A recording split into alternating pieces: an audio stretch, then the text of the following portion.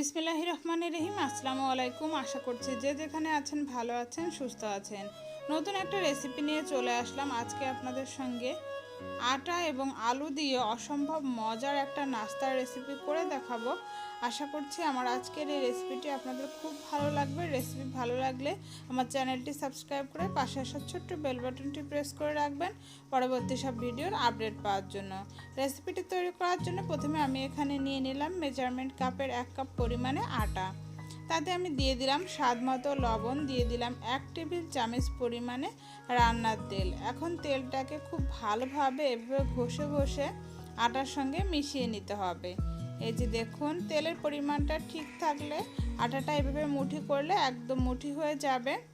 এখন এখানে আমি অল্প অল্প করে নর্মাল পানি দিয়ে একটা সফট ডো তৈরি করে নিব। ডোটা খুব বেশি শক্তও হবে না, আবার খুব বেশি নরমও হবে না, এরকম একটা ডো করে নিতে হবে।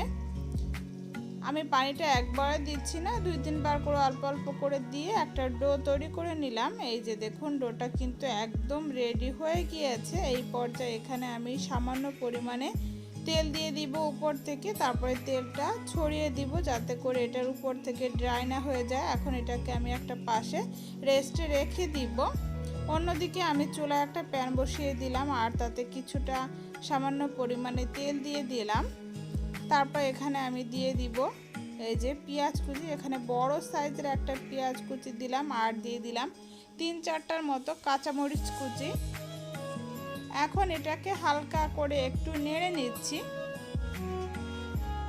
এই যে কালারটা একটু স্বচ্ছ হয়ে যাওয়া পর্যন্ত নাড়াচাড়া করলাম। এখন এখানে আমি দিয়ে দিব বড় সাইজের একটা আলু সিদ্ধ করে। আলুটাকে এভাবে আমি ভেঙে নিয়েছি, এটা কিন্তু একদম ম্যাশ করে ফেলিনি, কিছুটা আস্তে আস্তে আছে দানা, আবার কিছুটা একদম ম্যাশ হয়ে গিয়েছে এরকম আর কি।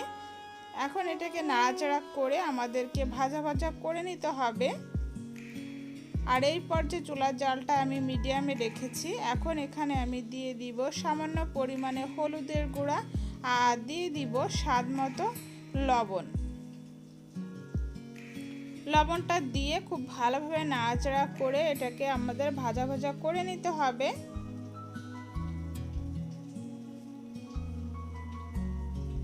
খুব ভালোভাবে মিশিয়ে নিলাম। এই পর্যায়ে আমরা মাঝখান দিক থেকে এরকম একটু ফাঁকা করে এখানে আমি কিছুটা আস্ত জিরে দিয়ে দিব আর এখানে দিয়ে দিব কিছুটা তেল যাতে করে জিরেটা ভাজা হয়ে যায়। এই জিরের ফোড়নটা আমরা প্রথমেও দিয়ে দিতে পারতাম, তবে আমি ভুলে গিয়েছিলাম, যার কারণে এখন দিলাম। আপনারা যখন এই পুরটা রেডি করবেন সেটা যখন প্রথমেই ফোড়নটা দিয়ে নেবেন, যখন করবেন আর কি ফোড়নটা দিয়ে নেবেন। মিশিয়ে নিলাম। এখন এখানে দিয়ে দিলাম 1 টেবিল চামচ পরিমাণে টমেটো সস। এই পর্যায়ে অবশ্যই টমেটো সসটা ব্যবহার করবেন, এতে করে নাস্তার টেস্টটা কিন্তু একদম মজার হবে, মানে খুবই ভালো হবে। এটা দেওয়ার কারণে টেস্টটা ভালো আসবে। খুব ভালোভাবে মিশিয়ে নিলাম। এই পর্যায়ে এখানে সামান্য পরিমাণে গরম মশলা গুঁড়ো দিয়ে নাড়াচাড়া করে নামিয়ে নিলাম। অন্যদিকে এই যে দেখুন, ডোটা কিন্তু আগে থেকে কিছুটা সফট হয়ে গিয়েছে। এখন ডোটাকে আমি আরেকটু মথে নিলাম। এখন এটা থেকে ছোট ছোট করে লেচি করে নিব। ঠিক এভাবে করে লেচি করে নিতে হবে সবগুলো। এভাবে আমি লেচি করে একটা পাশে রেখে দিলাম আর একটা আমি নিয়ে নিলাম। তারপরে হাত দিয়ে এভাবে গোল করে এটাকে আমি এভাবে করে একটু চ্যাপটা করে নিলাম। এখন এখানে আমি দিয়ে দিব সামান্য পরিমাণে তেল দিয়ে এটাকে আমি বেলে নিব। ছোট একটা রুটির মতো করে আমি বেলে নিব। আপনারা চাইলে কিন্তু এখানে আটা দিয়েও গুলে এভাবে করে আটা ছিটিয়ে তারপরে বেলে নিতে পারেন আর কি।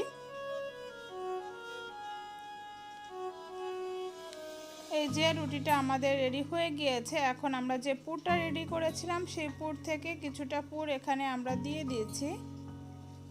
আর অবশ্যই আলুর পুরটা ঠান্ডা করে নিতে হবে, ঠান্ডা করে তারপরে পুরটা ব্যবহার করবেন।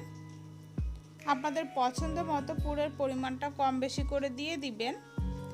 তারপর চারদিক থেকে এভাবে করে পানি দিয়ে এভাবে লাগিয়ে দিব, এতে করে পানিটা এখানে আঠার কাজ করবে।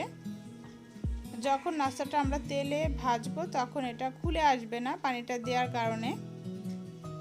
এখন 2 সাইড থেকে এভাবে উঠিয়ে একটু ফোল্ড করে দিতে হবে। এই যে এই সাইডগুলোতে আরও একটু পানি দিয়ে দিব। এতে করে একদমই খোলার ভয় থাকবে না যখন আমরা তেলে ভেজে নিব। এখন এই সাইড থেকে এভাবে করে একটু ভাঁজ করে তারপরে এভাবে করে ফোল্ড করে নিব। খুবই সহজ, এটা তৈরি করা যতটা সহজ খেতে কিন্তু তার থেকেও মজা আর কি। এই যে একটা নাস্তা কিন্তু রেডি হয়ে গেল। এই যে এভাবে করে আমি সবগুলো নাস্তাই রেডি করে নিব। এখানে আমি আপনাদের সঙ্গে আরও একটা শেয়ার করছি। একইভাবে একটা রুটি বেলে নিয়েছি, তারপর এখানে আমি দিয়ে দিচ্ছি আলুর পুরটা। একইভাবে চারদিক থেকে পানি দিয়ে দিতে হবে। পানি দিয়ে এটাকে ভাঁজ করে নিব। খুবই সহজ, অল্প সময় ঝটপট এই নাস্তাটা আপনারা রেডি করে নিতে পারবেন। এটা সকাল বিকালে চায়ের সঙ্গে নাস্তা হিসেবে, এমনকি বাচ্চাদের টিফিনেও ঝটপট রেডি করে দিতে পারবেন। সবাই খুবই পছন্দ করবে। এই যে এখানে আমি আরও একটা বানিয়ে নিলাম। এভাবে করে আমি বাকি সবগুলোই বানিয়ে নিচ্ছি। তারপরে এগুলো ভাজার জন্য চুলায় চলে আসলাম। চুলায় একটা প্যান বসিয়ে দিয়েছি আর তাতে কিছুটা তেল দিয়ে দিয়েছি। তেলটা গরম হলে এখানে আমি এগুলো তেলে ছেড়ে দিচ্ছি। এখন এটাকে আমরা মিডিয়াম টু লো আঁচের মাঝামাঝি রেখে উল্টে পাল্টে ভেজে নিব। এভাবে করে একটা চামচের সাহায্যে উপর থেকে একটু তেল দিয়ে দিব। তারপর এটাকে আমি উল্টে দিচ্ছি। এভাবে করে উল্টে পাল্টে খুব সুন্দর কালার করে ভেজে নিতে হবে। একটু সময় নিয়ে ভেজে নেবেন, তাহলে এটা খেতে খুব মজা হবে। এই যে দেখুন খুবই সুন্দর কালার এসে গিয়েছে। উল্টে পাল্টে খুব সুন্দরভাবে ভেজে নিয়েছি। এখন আমি তেল ঝরিয়ে তুলে নিব। আর এই একইভাবে সব নাস্তাগুলোই ভেজে নিব।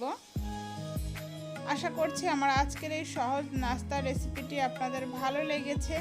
আমার রেসিপিটি যদি আপনাদের ভালো লেগে থাকে একটা লাইক দিয়ে আমাকে উৎসাহিত করবেন। চাইলে ফ্রেন্ড এবং ফ্যামিলির সঙ্গে রেসিপিটা শেয়ার করতে পারেন। আর যারা এখনও আমার চ্যানেলটি সাবস্ক্রাইব করেননি, সবার কাছে অনুরোধ থাকবে সবাই প্লিজ আমার চ্যানেলটি সাবস্ক্রাইব করবেন। আজকের মতো এ পর্যন্ত। সবাই ভালো থাকবেন, সুস্থ থাকবেন। আল্লাহ হাফেজ।